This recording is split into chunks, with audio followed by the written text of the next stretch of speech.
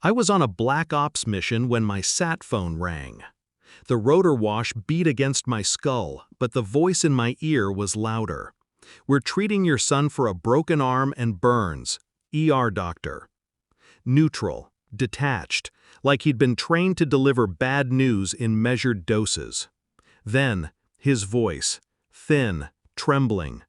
"Mom's new husband did this. Call him father. Not my husband. Mom's new husband."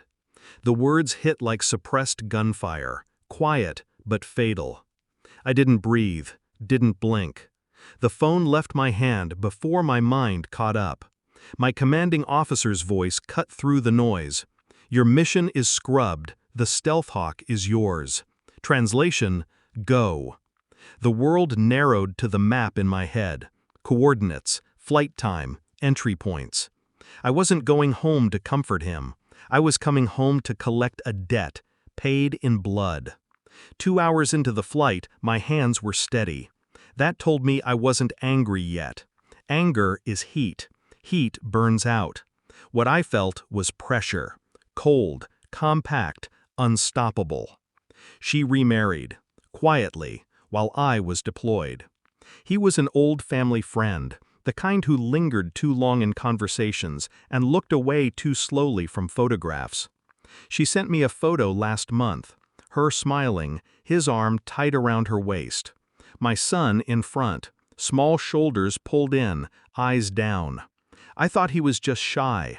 Now I saw it. His body angling away, the distance even in a posed frame. The burns the ER doctor mentioned weren't explained. No accident story. No, he fell. Just burns. I replayed my son's voice. The way he said, "Call him father." Not an insult. A message. I'd taught him that. How to pass information without raising alarms. Even at 7 years old, he knew I'd decode it. By the time the Stealth Hawk touched down in a deserted field, I had a plan. No confrontation. Not yet. I needed truth that could not be twisted, denied, or softened by crocodile tears. First stop, the ER. The nurse hesitated, then glanced at my military ID and waved me through. My son's arm was in a fresh cast. Pink gauze peeked out from under the sleeve where the burns were dressed.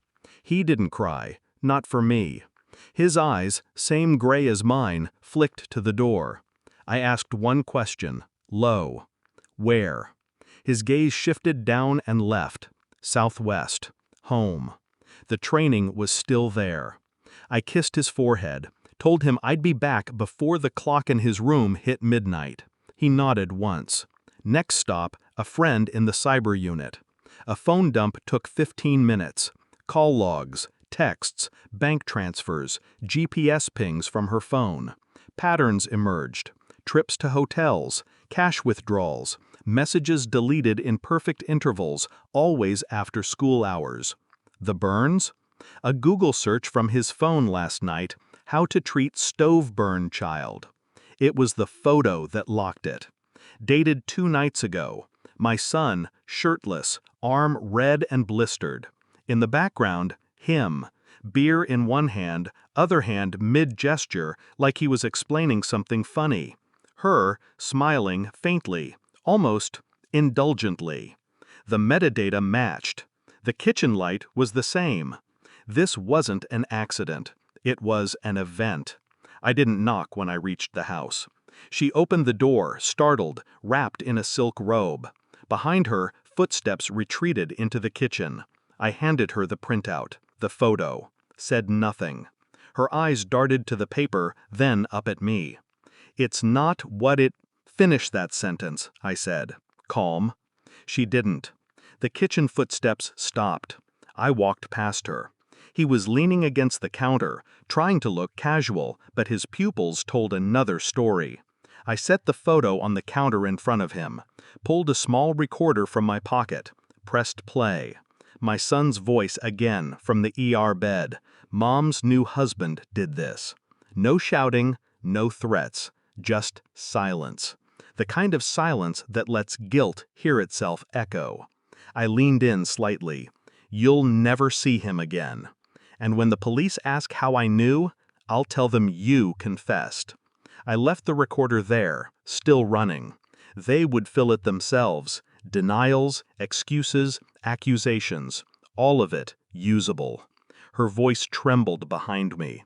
You can't just watch me. Back at the hospital, my son was asleep. I sat beside him, the hum of machines steady and unthreatening. No tears, no rage left.